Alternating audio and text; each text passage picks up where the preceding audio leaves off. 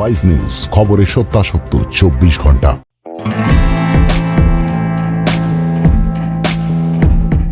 ফেব্রুয়ারির মাঝামাঝি সময় থেকে মহানগরের বাড়িগুলোতে ফ্যানের ব্লেড ঘুরতে শুরু করেছে।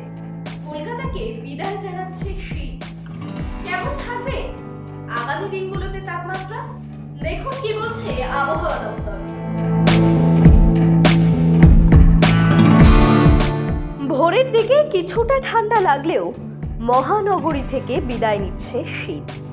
এবছর কাঠ ফাটা গরম পড়ার সম্ভাবনা গোটা রাজ্য জুড়ে।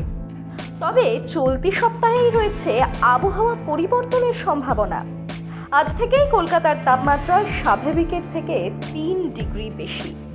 সর্বোচ্চ তাপমাত্রা পৌঁছাতে পারে 29 ডিগ্রি সেলসিয়াস পর্যন্ত। আবহাওয়া দপ্তর সূত্রে খবর, বুধবার হতে পারে রাজ্যের 5 জেলায় বৃষ্টি। এই রাজ্যগুলি হল পূর্ব বর্ধমান, পশ্চিম বর্ধমান, বীরভূম, মুর্শিদাবাদ, নদিয়া। উত্তরবঙ্গের জেলাগুলি অর্থাৎ দার্জিলিং, জলপাইগুড়ি, কালিম্পং ইত্যাদি জেলাগুলোতেও রয়েছে হালকা থেকে মাঝারি বৃষ্টিপাতের সম্ভাবনা। বৃহস্পতিবার ভিজতে পারে তিলোত্তমা সহ দক্ষিণবঙ্গের জেলাগুলি।